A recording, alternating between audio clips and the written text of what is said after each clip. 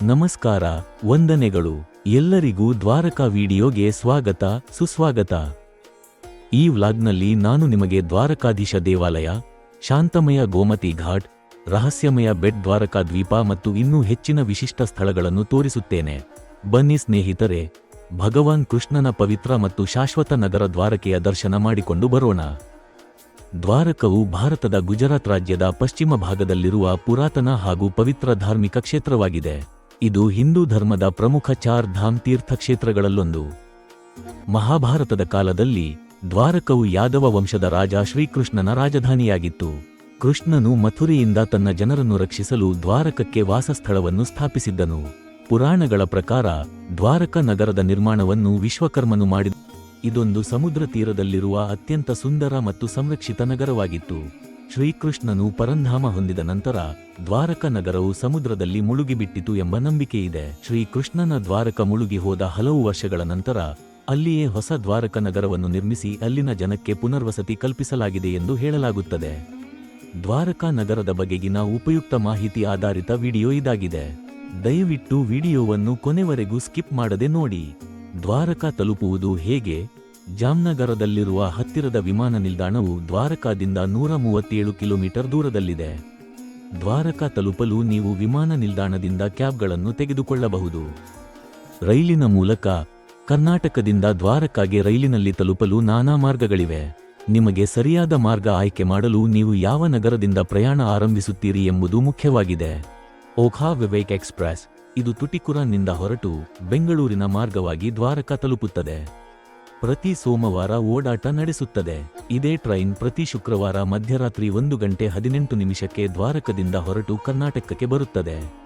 Ernakulam ಓಖಾ express ಇದು ಮಂಗಳೂರು, ಉಡುಪಿ, ಕಾರವಾರ ಮಾರ್ಗವಾಗಿ ದ್ವಾರಕಾ ತಲುಪುತ್ತದೆ. ದ್ವಾರಕಾ ಭಾರತದ ರಾಜ್ಯಗಳಿಗೆ ರಸ್ತೆಯ ಮೂಲಕ ಉತ್ತಮ ಸಂಪರ್ಕವನ್ನು ಹೊಂದಿದೆ. ದ್ವಾರಕಾದಿಂದ ಅಹಮದಾಬಾದ್, ಪೋರಬಂದರ್ ಮುಂತಾದ ನಗರಗಳಿಗೆ ಹಲವಾರು ಖಾಸಗಿ ಮತ್ತು ರಾಜ್ಯ ಬಸ್ಸುಗಳಿವೆ. ಅಕ್ಟೋಬರ್ನಿಂದ ಮಾರ್ಚ್ವರೆಗೆ ದ್ವಾರಕಾ ಪ್ರವಾಸಕ್ಕೆ ಉತ್ತಮ ಸಮಯವಾಗಿದೆ. ಈ ಸಮಯದಲ್ಲಿ ಹವಾಮಾನ ತಂಪಾಗಿದ್ದು ದೇವಾಲಯಗಳ ದರ್ಶನ ಮತ್ತು ಬೀಚ್ಗಳ ಸುತ್ತಾಡಲು ಅನುಕೂಲಕರವಾಗಿದೆ. ವಸತಿ ವ್ಯವಸ್ಥೆ: ದ್ವಾರಕಾದಲ್ಲಿ ವಿವಿಧ ಬಜೆಟ್ಗೆ ಹೊಂದುವ ಹೋಟೆಲ್ಗಳು ಮತ್ತು ಧರ್ಮಶಾಲೆಗಳು ಲಭ್ಯವಿವೆ. ಅನುಕೂಲಕರ ವಸತಿ ಆಯ್ಕೆಗಾಗಿ ಮುಂಚಿತವಾಗಿ ಬುಕ್ಕಿಂಗ್ ಮಾಡುವುದು ಉತ್ತಮ. ದ್ವಾರಕದ ಪ್ರವಾಸಿ ಸ್ಥಳಗಳು: 1. ದ್ವಾರಕಾಧೀಶ್ ದೇವಸ್ಥಾನ. ಸುಮಾರು 2500 ವರ್ಷಗಳಷ್ಟು ಹಳೆಯದಾದ ಈ ವಿಸ್ಮಯಕಾರಿ ದೇಗುಲವು 8ನೇ ಶತಮಾನದಲ್ಲಿ ಆದಿಶಂಕರಾಚಾರ್ಯರು ಸ್ಥಾಪಿಸಿದ ಚಾರ್ ಧಾಮ್ಗಳಲ್ಲಿ ಒಂದಾಗಿದೆ. ದಂತಕಥೆಗಳ ಪ್ರಕಾರ ದ್ವಾರಕದ ರಾಜನಾಗಿದ್ದ ಶ್ರೀಕೃಷ್ಣನಿಗೆ ಗೌರವಾರ್ಥವಾಗಿ ದ್ವಾರಕಾಧೀಶ ದೇವಾಲಯವನ್ನು ನಿರ್ಮಿಸಲಾಗಿದೆ. ದ್ವಾರಕಾಧೀಶದ ಮೂಲ ದೇವಾಲಯವನ್ನು ಭಗವಂತನ ಮೊಮ್ಮಗ ವಜ್ರನಾಭನು ನಿರ್ಮಿಸಿದ್ದಾನೆಂದು ನಂಬಲಾಗಿದೆ. ಇದು 5 ಅಂತಸ್ತಿನ ಭವ್ಯವಾದ ದೇವಾಲಯವಾಗಿದ್ದು ಇದನ್ನು ಚಾಲುಕ್ಯರ ವಾಸ್ತುಶಿಲ್ಪ ಶೈಲಿ ಮತ್ತು ಉತ್ತರ ಭಾರತೀಯ ನಾಗರ ವಾಸ್ತುಶಿಲ್ಪ ಶೈಲಿಗೆ ಅನುಗುಣವಾಗಿ ನಿರ್ಮಿಸಲಾಗಿದೆ. ದೇವಾಲಯದ ಕಡೆಗೆ ಹೋಗುವ ಮೊದಲು ಪವಿತ್ರ ನದಿ ಗೋಮತಿಯಲ್ಲಿ ಸ್ನಾನ ಮಾಡಲು ಮರೆಯದಿರಿ. ಬಾಡೇಶ್ವರ ಮಹಾದೇವಾಲಯವು ದ್ವಾರಕದಲ್ಲಿರುವ ಒಂದು ಸುಂದರವಾದ ಮತ್ತು ಪವಿತ್ರ ಶಿವಮಂದಿರವಾಗಿದೆ. ಇದು ಅರಬ್ಬಿ ಸಮುದ್ರದ ಮಧ್ಯೆ ಒಂದು ಸಣ್ಣ ಬಂಡೆಯ ಮೇಲೆ ನಿರ್ಮಿತವಾಗಿದೆ. ದೇವಸ್ಥಾನವು ಸಮುದ್ರದ ಮಧ್ಯದಲ್ಲಿ ಬಂಡೆಯ ಮೇಲೆ ಇರುವುದರಿಂದ ದೇವಸ್ಥಾನದ ದೃಶ್ಯವು ಅತ್ಯಂತ ಮನಮೋಹಕವಾಗಿದೆ. ಆಷಾಢ ಮಾಸದಲ್ಲಿ ಸಮುದ್ರದ ಜಲ ಈ ದೇವಸ್ಥಾನವನ್ನು ಆವರಿಸಿ ಶಿವಲಿಂಗದ ಮೇಲೆ ಪ್ರವಾಹವಾಗಿ ಹರಿಯುತ್ತದೆ. ಇದು ಧಾರ್ಮಿಕವಾಗಿ ಪವಿತ್ರ ಸಂಕೇತವಾಗಿದೆ. ದೇವಾಲಯದ ಸಮಯ ಬೆಳಗ್ಗೆ 6 ರಿಂದ ಸಂಜೆ 7 ರವರೆಗೆ ತೆರೆದಿರುತ್ತದೆ. ಬೈಟ್ ದ್ವಾರಕಾ ಮತ್ತು ಡನ್ನಿ ಪಾಯಿಂಟ್. ಬೇಟ್ ದ್ವಾರಕಾವು ದ್ವಾರಕಾ ರೈಲು ನಿಲ್ದಾಣದಿಂದ 33 ಕಿಲೋಮೀಟರ್ ದೂರದಲ್ಲಿದೆ. ಬೈಟ್ ದ್ವಾರಕಾ ಎಂಬ ಐತಿಹಾಸಿಕ ತಾಣವು ಶ್ರೀಕೃಷ್ಣನ ನಿಜವಾದ ನಿವಾಸವಾಗಿದೆ ಎಂದು ನಂಬಲಾಗುತ್ತದೆ. ಇದು ಬೇಟ್ ದ್ವಾರಕಾಧೀಶ ದೇವಸ್ಥಾನ, ಅಭಯ ಮಾತಾಜಿ ದೇವಸ್ಥಾನ, ಮಕರಧ್ವಜ್ ಹನುಮಾನ್ ದೇವಸ್ಥಾನ ಮುಂತಾದ ಹಲವಾರು ದೇವಾಲಯಗಳಿಗೆ ನೆಲೆಯಾಗಿದೆ. ಬೈಟ್ ದ್ವಾರಕಾದ ಈಶಾನ್ಯ ತುದಿಯಲ್ಲಿರುವ ಡನ್ನಿ ಪಾಯಿಂಟ್ ರಾತ್ರಿ ಚಾರಣ, ಡಾಲ್ಫಿನ್ ವೀಕ್ಷಣೆ, ಹವಳಗಳನ್ನು ಅನ್ವೇಷಿಸಲು ಹೆಸರುವಾಸಿಯಾದ ತಾಣವಾಗಿದೆ. छोटे हनुमान जी हैं, बड़े मकर ध्वज हैं। पिता पुत्र का एक ही मंदिर है भारत भर में, हनुमान जी और उसके पुत्र मकर ध्वज। मानव मुख में है हनुमान जी, वानर मुख नहीं है यहाँ।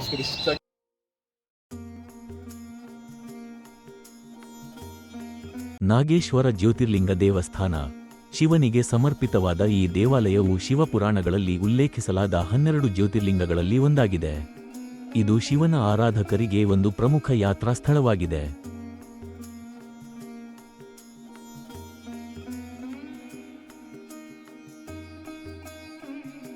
ಈ ದೇವಾಲಯದಲ್ಲಿ ಪ್ರಾರ್ಥಿಸುವ ಭಕ್ತರು ಎಲ್ಲಾ ರೀತಿಯ ವಿಷಗಳು, ಹಾವು ಕಡಿತಗಳು ಮತ್ತು ಇತರ ಲೌಕಿಕ ಆಕರ್ಷಣೆಗಳಿಂದ ಮುಕ್ತಿಯನ್ನು ಪಡೆಯುತ್ತಾರೆ ಎಂದು ಜನರು ನಂಬುತ್ತಾರೆ.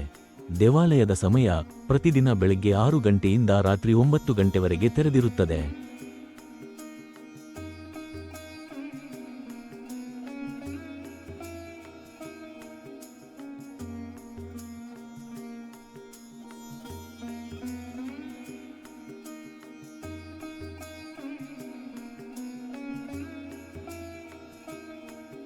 ಗೋಮತಿ ಘಾಟ್. ಗೋಮತಿ ನದಿಯ ಮುಖಭಾಗದಲ್ಲಿರುವ ಈ ಪವಿತ್ರ ಘಾಟ್ ದ್ವಾರಕಾ ನಗರದೊಳಗೆ ಇದೆ. ಈ ಘಾಟ್ ಅಪಾರ ಧಾರ್ಮಿಕ ಮತ್ತು ಪೌರಾಣಿಕ ಮಹತ್ವವನ್ನು ಹೊಂದಿದೆ. ಪೌರಾಣಿಕವಾಗಿ ಗೋಮತಿ ನದಿಯು ಸ್ವರ್ಗದಿಂದ ನೇರವಾಗಿ ಇಳಿಯುತ್ತದೆ ಮತ್ತು ಅದನ್ನು ಅವರೋಹಣ ಗಂಗಾ ಎಂದು ಕರೆಯಲಾಗುತ್ತದೆ. ಈ ನೀರಿನಲ್ಲಿ ಸ್ನಾನ ಮಾಡುವುದರಿಂದ ಆತ್ಮವು ಶುದ್ಧವಾಗುತ್ತದೆ ಎಂದು ನಂಬಲಾಗಿದೆ.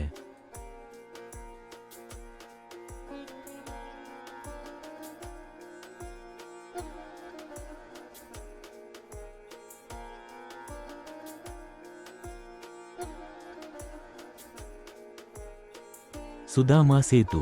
ಇದು ಸುಂದರವಾದ ಚಿಕ್ಕ ಕೇಬಲ್ ತಡೆಯ ಸೇತುವೆಯಾಗಿದೆ. ಗೋಮತಿ ನದಿಗೆ ಅಡ್ಡಲಾಗಿ ವ್ಯಾಪಿಸಿರುವ ಸೇತುವೆಯು ದ್ವಾರಕಾಧೀಶ ದೇವಸ್ಥಾನವನ್ನು ಪಂಚನಾಡ್ ಅಥವಾ ಪಂಚಕುಯಿ ತೀರ್ಥದೊಂದಿಗೆ ಸಂಪರ್ಕಿಸುತ್ತದೆ.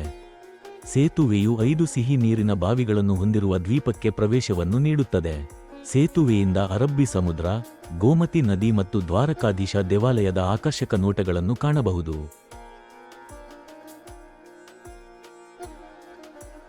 ರುಕ್ಮಿಣಿ ದೇವಸ್ಥಾನ ಅಥವಾ ರುಕ್ಷಮಣಿ ದೇವಿ ದೇವಸ್ಥಾನ.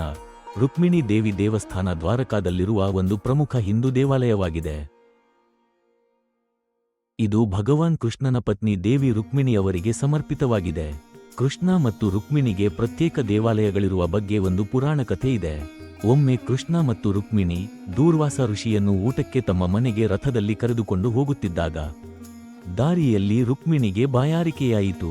ಕೃಷ್ಣನು ತನ್ನ ಹೆಬ್ಬೆರಳಿನಿಂದ ನೆಲವನ್ನು ತಿವಿದಾಗ ಗಂಗಾಜಲವು ಹೊರಟಿತು ಮತ್ತು ಅವಳ ಬಾಯಾರಿಕೆ ತಣಿಯಿತು. ಆದರೆ ರುಕ್ಮಿಣಿ ದೂರ್ವಾಸ ಋಷಿಗೆ ನೀರನ್ನು ನೀಡುವ ಸೌಜನ್ಯ ತೋರಲಿಲ್ಲ. ಇದರಿಂದ ಅಪಮಾನಗೊಂಡ ದೂರ್ವಾಸರು, ನೀನು ಗಂಡನಿಂದ ಪ್ರತ್ಯೇಕವಾಗಿರಬೇಕು ಎಂದು ಶಾಪ ನೀಡಿದರು. ಆದ್ದರಿಂದ ಆಕೆಯ ದೇವಾಲಯವು ದ್ವಾರಕಾಧೀಶ ಕೃಷ್ಣ ದೇವಾಲಯದಿಂದ ಸುಮಾರು 2.5 ಕಿಲೋಮೀಟರ್ ದೂರದಲ್ಲಿದೆ.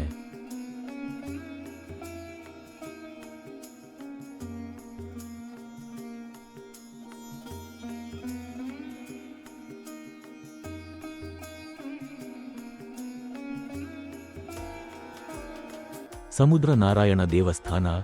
ಗೋಮತಿ ನದಿಗೆ ಸಮರ್ಪಿತವಾದ ಮತ್ತು ಬಹುತೇಕ ಸಮುದ್ರದ ಅಂಚಿನಲ್ಲಿ ನಿರ್ಮಿಸಲಾದ ದೇವಾಲಯ. ದೇವಾಲಯದ ಗೋಡೆಗಳ ಮೇಲೆ ಸಮುದ್ರದ ಅಲೆಗಳು ನಿರಂತರವಾಗಿ ಬೀಳುತ್ತಿರುತ್ತದೆ. ಇದರ ಒಳಗೆ ಮಾತಾ ಗೋಮತಿಯ ಜೊತೆಗೆ ಸಮುದ್ರ ದೇವ್, ಮೀರಾಬಾಯಿ ಮತ್ತು ಮಾತಾ ಅಸ್ತಾ ಭವಾನಿ ಮುಂತಾದ ದೇವತೆಗಳನ್ನು ಪ್ರತಿಷ್ಠಾಪಿಸಲಾಗಿದೆ.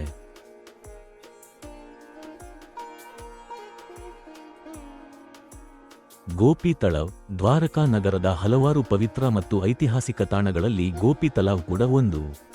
ದಂತಕಥೆಯ ಪ್ರಕಾರ ಗೋಪಿಯರು ದ್ವಾರಕದಲ್ಲಿ ಕೃಷ್ಣನನ್ನು ನೋಡಲು ಬಂದಿದ್ದು ಇಲ್ಲಿಯೇ ಮತ್ತು ಅವರ ಪ್ರೀತಿ ಮತ್ತು ಭಕ್ತಿಯು ಮಣ್ಣನ್ನು ಹಳದಿ ಜೇಡಿಮಣ್ಣಾಗಿ ಪರಿವರ್ತಿಸಿತು.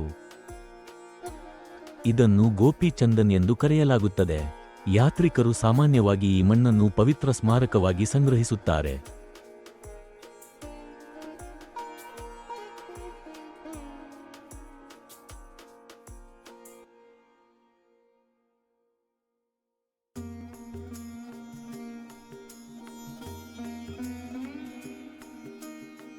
ಸ್ವಾಮಿನಾರಾಯಣ ದೇವಸ್ಥಾನ. ಭಗವಾನ್ ಸ್ವಾಮಿನಾರಾಯಣನಿಗೆ ಸಮರ್ಪಿತವಾಗಿರುವ ಈ ಹೊಸ ಸುಂದರವಾದ ದೇವಾಲಯವು ದ್ವಾರಕಾದಲ್ಲಿ ಭೇಟಿ ನೀಡಲು ಅತ್ಯಂತ ಪ್ರಶಾಂತ ಸ್ಥಳಗಳಲ್ಲಿ ಒಂದಾಗಿದೆ. ಈ ಅಮೃತಶಿಲೆಯ ದೇವಾಲಯವು ಶ್ರೀ ದ್ವಾರಕಾಧೀಶ ದೇವಸ್ಥಾನದಿಂದ 1 ಕಿಲೋಮೀಟರ್ ದೂರದಲ್ಲಿದೆ.